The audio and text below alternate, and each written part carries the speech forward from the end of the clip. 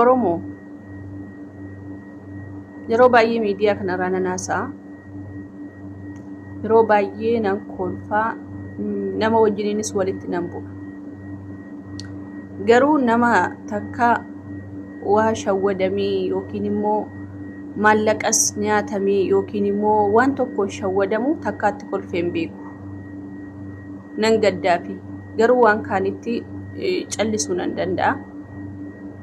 Garuu immoo bada hirmee koo keessatti takka shawwadamee hin beeku kana. Garuu Oromoo koo waan xinnoo tokko shawwadamee hin beekne bara 2017 kana baay'ee shawwadame. Baay'ees nan gadde. Of ajjeesuu laata jedhee murteesse. Maajii mun of ajjeesaa jedheen dhiise jechuudha. Maaliif namni yeroo tokko tokko isinitti maxxane obboleessas fakkaate waan tokko tokko keessa isin galcheetu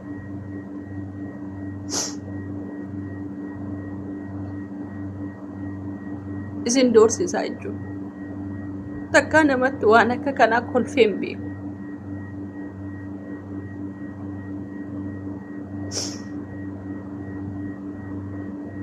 Namarraa of eeggadhaa. Namarraa of eeggadhaa Oromoo. Keessumaa ijoolleen biyya hambaa keessa jirtan ijoollee dhiiraarraa of eeggadhaa. Yoon du'e garuu yoon lubbuu koo balleesse sababan ani balleessuu fi Oromoon marti keessan nama itti maxxanu, nama itti siqu hundi keessan ni beektu jechuudha. Nama sanatu akka lubbuu koo dabarsu na gochaa jira jechuudha.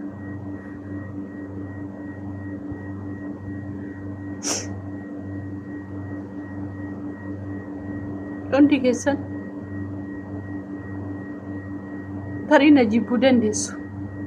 Garuu ani feetu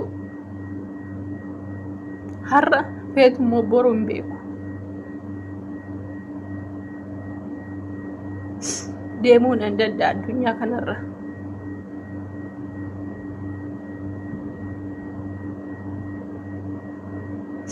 Waan isin gaddisiise yoo jiraate hundi yeroo tokko tokko addunyaan tun fatanaa hedduu qabdi ijoollee keenya irratti. Garuu fatanaan illee jiraatu, qormaan illee jiraatu lubbuu keessan irratti faradina. Obboleettiin keenya kuni rakkina keessa jirti. Lubbuun koollee baatu warra sin balleesse dhiifamaa jette. Baay'ee nama gaddisiisa. Seenaa baay'ee garaa nama nyaatudha. Namoonni obboleettii kanatti maxxantan adaraa keessan mucayyoo tana lubbuu ishee baraaraa. Ashamaa akkam jirtu hordoftoota kabajamtoota chaanaala kootii kan biyya keessaa kan biyya alaa bakka jirtanitti nageenyi waaqayyoo isin haa baay'atu. Akkam jirtu waan obboleettiin keessan nagaa guutuun qabaa galata waaqayyoo isinillee baga nagaa naa taatan baga naa jiraattan isin jecha. Egaa hordoftoota kiyya warroonni chaanaala kiyyaaf immoo haarawaa taatan sabskraaybii gochuudhaan maamila keenya ta'aa isinin jedha. Egaa akkuma viidiyoo jalqaba irratti dhageessanitti obboleettiin keenya tokko dhugaa dubbachuudhaaf hedduu takka baay'ee tokko na gaddisiise. Obboleettii kana dhaggeeffadhee viidiyoo ishee baay'ee na gaddisiise. Maaliif walirratti gaafa hundi keenya muudannoo namoonni hin qabne hin jiru. Akkasuma immoo shamarran keenya yeroo baay'ee yoo gaafa aarrillee gaafa aartu waan tokko ofirratti murteessuufidha. Kuni ta'uu qabu. Sababni isaas wanna aartii tokkollee lubbuu teetu marratti faradeen. Lubbuun tee immoo takka baate jechuun deebi'uu hin dandeessu. Dhiira walloli qarshii kee dhabi homaa rakkoo hin jiru. Fayyaa kee guutuu qabaadhu. Lubbuu tee irratti faradeen. Lubbuun tee deebi'uu hin dandeessu. Garuu qarshii badis argachuu dandeessa. Hiriyaa sirraa deemes argachuu dandeessa. Yeroo baay'ee nuti ijoolleen shamarranii kun gara laafoodha. Akkuma garaa laafnu akkuma kana lubbuu teenya irratti illee akkuma garaa laafnu kanatti irratti ofirratti faranne jechuudha. Kun ta'uu qabu obboloota koo waan isinidhaamu keessaa jechuudha. obboleetti kana namoonni obboleetti kana beektan itti maxxantan warri beektan obboleetti kana gorsan akka lubbuu isheen baasan waanuma fe'eeyyuu haa badu hiriyaan isheetillee haa nyaatu hiriyaan isheetillee haa fattanu hiriyaan isheetillee irratti haa jaalatu waanuma fe'aatu qarshiillee maatiin ishee jalaa balleessu hiriyaan ishee jalaa balleessu garuu lubbuu ishee san irratti faraduu akka of ajjeesina gochaa jira jettee jirti. Kun immoo ta'uun qabu. Lubbuu ishee baraaraa obboleetti keenya kana. Ishee mana madaamii akka koo jirtu waan asii dhaamu keessaa. Ati boru nama jijjiiramee nama ta'a yoo jettee waan sitti dhufu qormaata sitti dhufu hundumaa obsaan dabarsi. Yoo obsite boru waan guddaatti bahuu dandeessa. Yoo har'a obsa qabaatte borullee waan guddaatti baatee jireenya gaarii jiraachuu dandeessa. Waanuma xiqqoodhaaf irratti waanuma hiriyaadhaaf jettee qarshiidhaaf jettee lubbuu teet irratti gaafa faraddu eessaa dhufta kaati. Eessaa deebitee nyaachuun hin jiru bara. Deebi'anii nyaachuun hin jiru. Deebi'uun hin jiru bara. Bakka hin deebine dhadhaa bara. Lubbuu teet irratti faradin. Qarshiin hanga barbaade haa badu. Ani waan yeroo baay'ee wanta kana dubbadhe. Qarshumti hanga barbaade yoo badeeyyuu lubbuu teet irratti faradin. Lubbuu tee argattu. Deebitee argachuu hin dandeessu. Garuu qarshii hanga barbaade argachuu dandeessa.